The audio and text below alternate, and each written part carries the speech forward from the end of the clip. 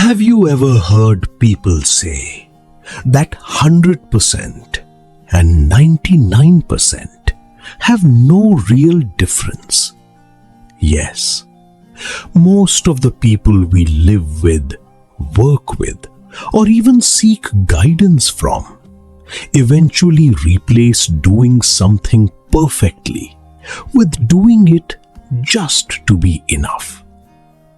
We live in a world that demands creation at every single step.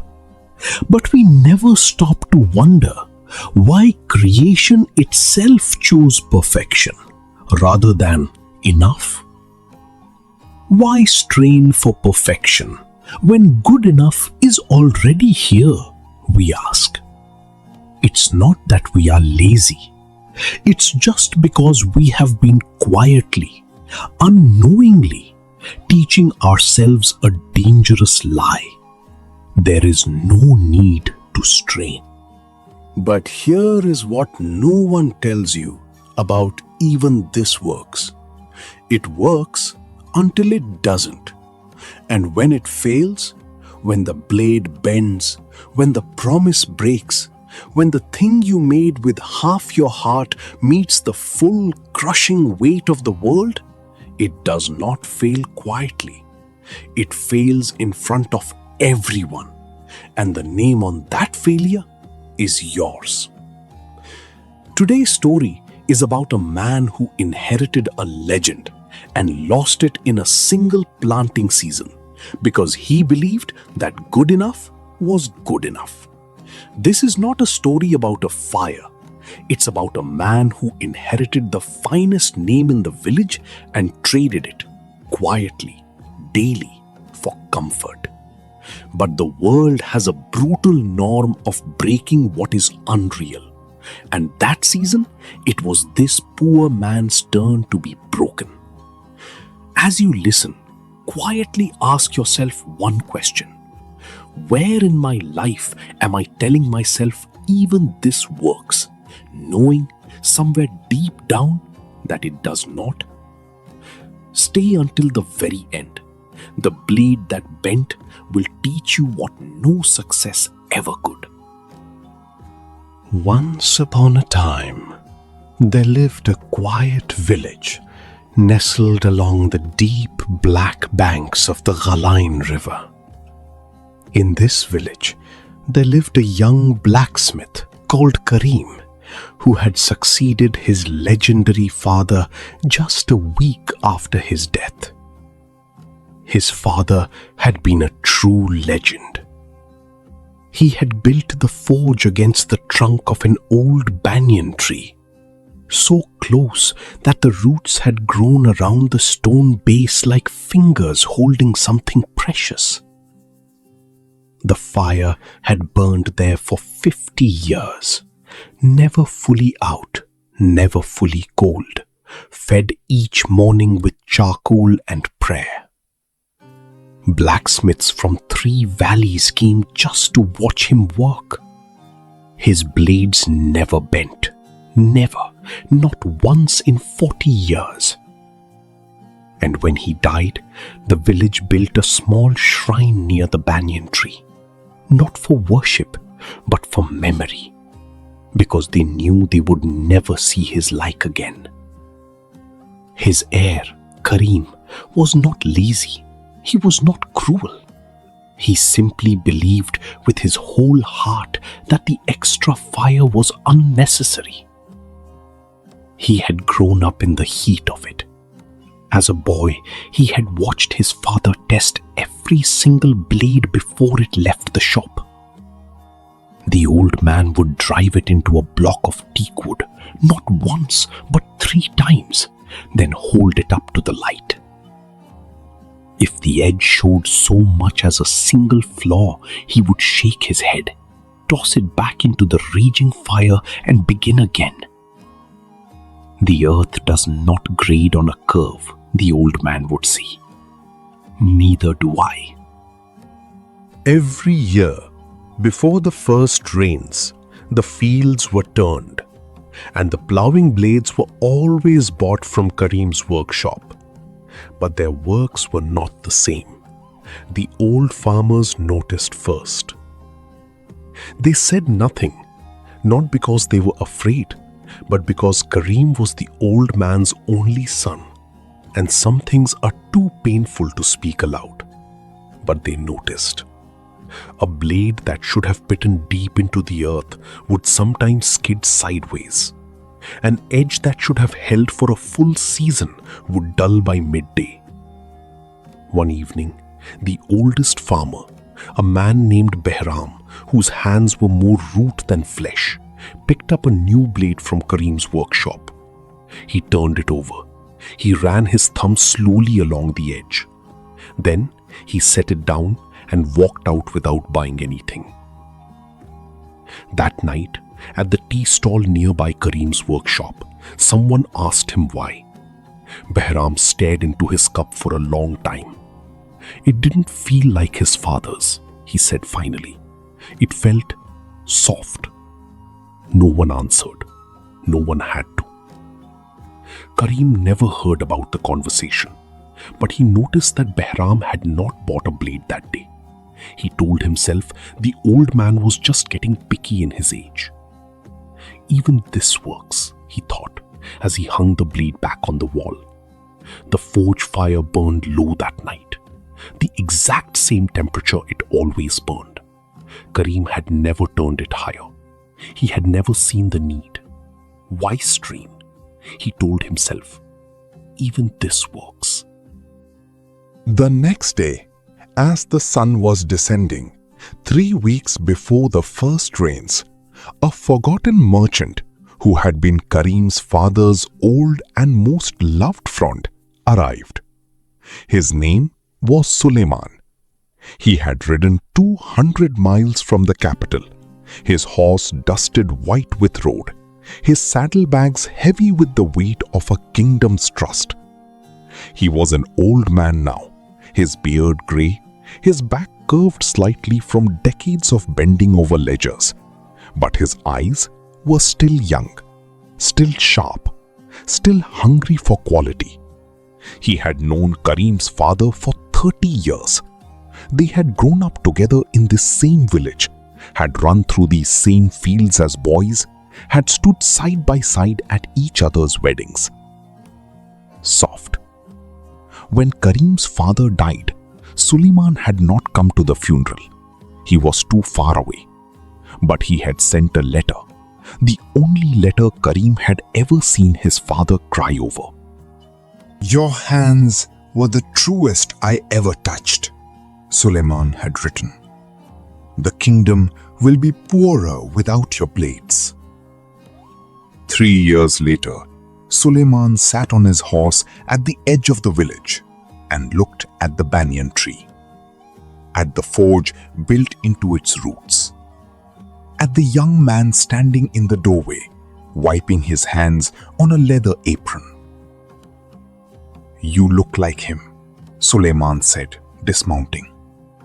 "The same shoulders, the same way of standing."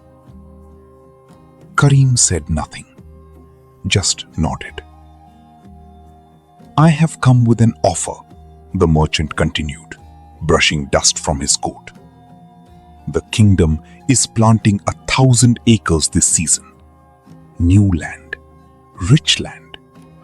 The governor wants the finest blades in the region, and I told him I knew exactly where to find them." He placed a hand on Karim's shoulder. "I need 500 blades, and I will pay whatever you ask, because your father's name is enough for me." Karim felt something shift in his chest. Not guilt, not yet, just a low, dull pressure, like the moment before a storm breaks. He thought of the blades on his wall, the ones that looked like his father's, the ones that felt soft. He thought of Behram walking out without buying. He thought of the fire he had never turned higher. And then he thought, even this works. Why strain? "I can do it," he said after pulling himself from deep thoughts. Suleiman smiled. The kind of smile a man gives when he has come home. I knew I could count on you, he said. Your father would be proud. He left the next morning, a bag of silver on Karim's table, a promise in his heart, and not a single question about how the blades were made. Karim stood in the doorway and watched him ride away. The forge fire burned low behind him, the same temperature it always burned. Gently, he did not turn it up. The order took 6 weeks. Every morning, before the sun cleared the banyan tree, Karim was at the forge. Every evening, long after the village had gone to sleep, the hammer still rang against the anvil. He worked harder than he had ever worked in his life. His arms ached, his back burned, his hands told the story his mouth never would, though the fire never changed. He told himself it did not matter. The blades looked right. They felt right in the hand. Smooth, balanced, sharp to the touch. He tested them the way his father had taught him, driving each one into a block of teak wood. They held. They did not break. See, he told himself, even this works. But he did not test them exactly the way his father had tested them. His father had driven each blade 3 times, hard enough to make the wood groan. Karim drove them once, lightly, enough to feel the edge hold, but not enough to feel what lay beneath. He did not think about this difference. He filed it under good enough and moved on. By the end of the 6th week, 500 blades sat in wooden crates, packed in straw, ready for the road. They gleamed in the morning light. They looked like his father's work. They were not. Suleiman arrived with 3 wagons and 6 laborers. He walked through the workshop slowly, running his hand over the crates, smiling at the shine of the steel. Magnificent, he said. Your father's hands live in yours. Karim said nothing, just accepted the second bag of silver. The wagons rolled out of the village that afternoon, kicking up dust that settled on the banyan tree like a second skin. Old Behram stood at the edge of the lane and watched them go. He did not wave. He did not smile. He simply stood there, his hands folded over his walking stick, and watched until the last wagon disappeared into the heat haze. Someone asked him later what he was looking at. I was counting, Behram said. 500 blades, and not one of them tested in teak. He walked away before anyone could answer. 3 weeks later, the first letter came. Suleiman's handwriting, usually so steady, looked rushed. The ink smudged in places, as if his hand had trembled while writing. Some of the blades are bending. Not all, but enough. The governor is asking questions. I have told him it must be a bad batch. Please write back quickly. Tell me what is happening. Karim read the letter 3 times. Then he folded it and put it in his pocket. He did not write back. A week later, a second letter arrived, shorter this time. More blades have failed. The planting is delayed. The governor has summoned me. Karim, what have you sent me? Karim sat on his stool by the forge. The fire burned low, the same temperature it always burned. Even this works, he tried to tell himself. But the words felt thinner now, like cheap steel under pressure. The village heard about the letters. Of course they did. News travels in small places the way water finds cracks in stone. At the tea stall, at the well, on the doorsteps where old men sat and watched the light leave the hills, the same question, repeated in a dozen different voices. Did you hear? The merchant's blades are bending. No one said, I told you so. No one had to. The silence after each question was its own answer. The third letter did not come from Suleiman. It came from the governor's office, sealed with red wax, written in a hand that did not tremble, a hand that had written many such letters before and felt nothing. The planting on the eastern 1,000 acres has been delayed by 2 weeks. The estimated loss is substantial. The merchant Suleiman has vouched for your work. He assures us this is an anomaly, but we require an explanation. And we require new blades, 500 more, at no cost, delivered in 1 month. Or the merchant will bear the full cost of the lost season. Karim read the letter until the words blurred. Then he read it again. Suleiman, his father's oldest friend, the man who had trusted him, not because of a contract, not because of a guarantee, but because of a name. That name was now attached to bent blades and delayed planting, and a governor's anger. Karim sat by the forge all night. He did not light the fire. He just sat in the dark, the letter in his lap, and listened to the banyan tree breathe. Early in the morning the next day, Suleiman arrived alone. No wagons, no laborers, no smile.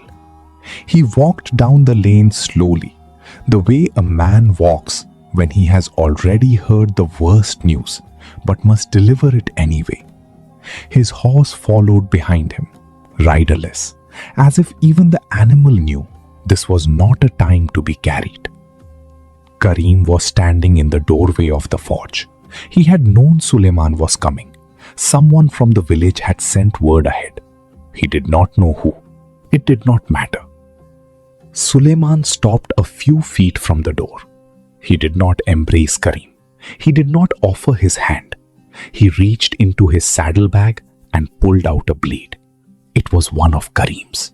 He recognized the mark, a small crescent moon near the hilt. The same mark his father had used. The same mark he had inherited without earning. But the blade was not straight anymore. It curved, not broken, not snapped, but bent. The way a thing bends when it has been asked to do work it was never strong enough to do. Suleiman held it out. Karim took it. The steel was cold in his hands. I vouched for you, Suleiman said quietly. I told the governor your father's name. I told him I had known your family for 40 years. I told him your blades would be the finest in the kingdom. He paused. His voice did not break. That was the worst part. It did not break. I have spent my whole life building a reputation for finding the best.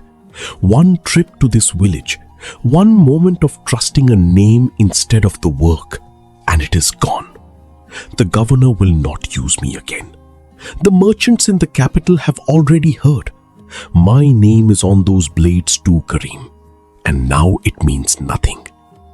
Karim stood in the doorway, the bent blade in his hands, the low fire behind him, the ghost of his father everywhere.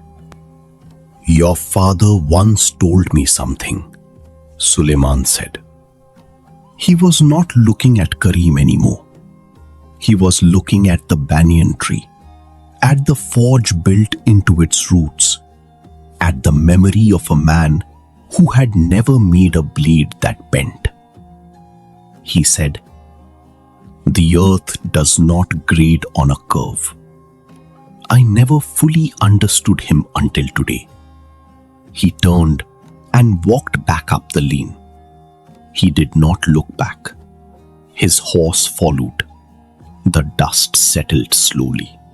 Karim stood alone, with rumors spreading through the village like wildfire. The bent blade caught the afternoon light. The curve of its failure was visible from across the room.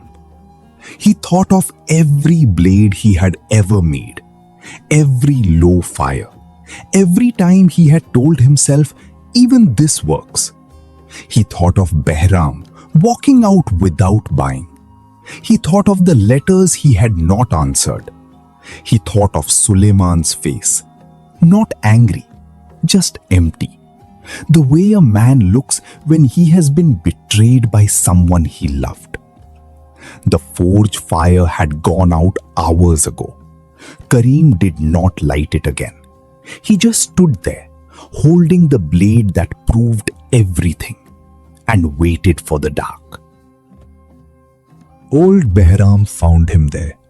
The farmer did not knock, did not call his name, just walked into the workshop, found a stool, and sat down across from Karim. The bent blade lay on the anvil between them. For a long time, neither man spoke. Then Behram said, quietly, the way a man speaks when he has already buried everyone he ever loved. I knew your father. I bought his blades for 30 years. Do you know how many of them bent? Karim shook his head. None, Behram said. Not one. Not in 30 years. I still have the last blade he made. It hangs on my wall. I do not use it. I just look at it sometimes to remember what quality feels like. He reached out and touched the bent blade with one finger. Your father used to say, the earth does not grade on a curve. I think you thought he meant the earth is harsh. That is not what he meant. Behram stood up slowly, his knees cracking. He meant the earth is honest. It does not punish. It does not reward.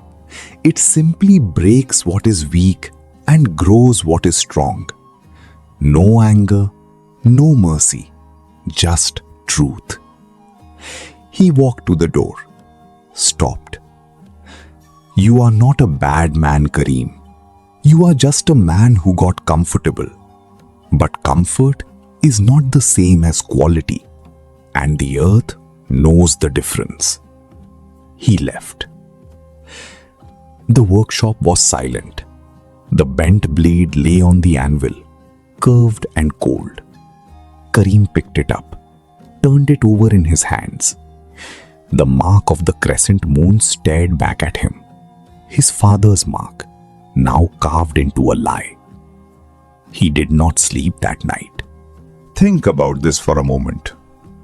Karim was not a bad man. He was not lazy. He was not cruel.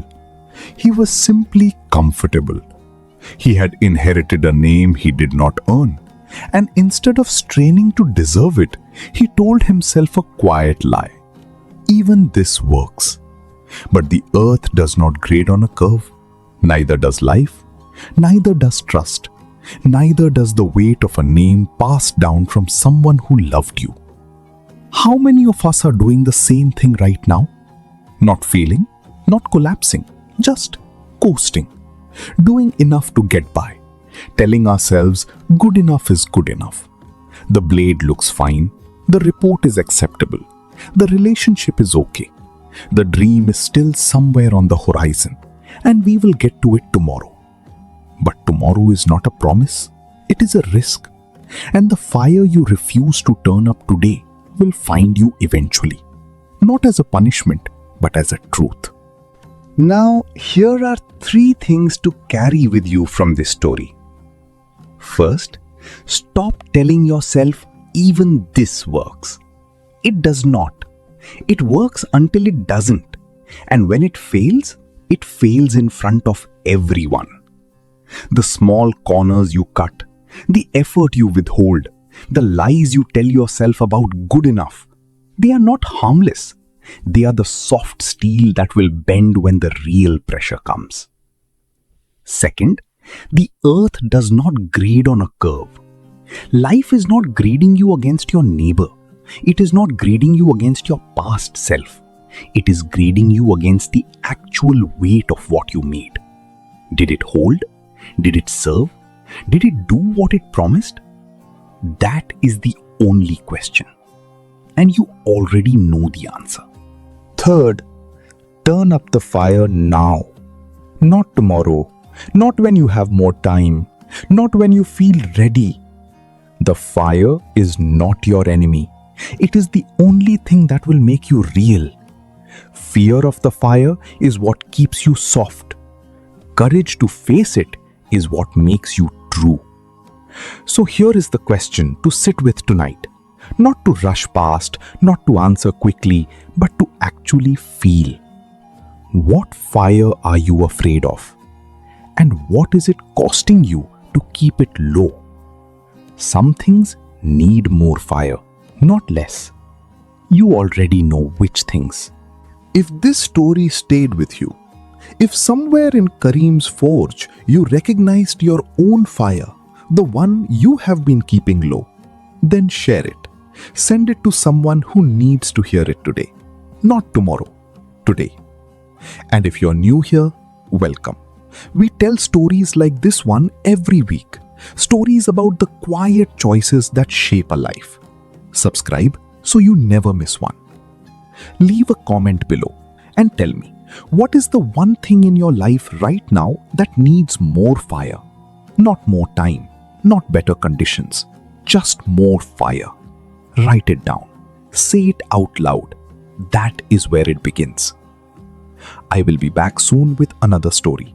Until then, be patient, stay honest, and remember, some things need more fire, not less.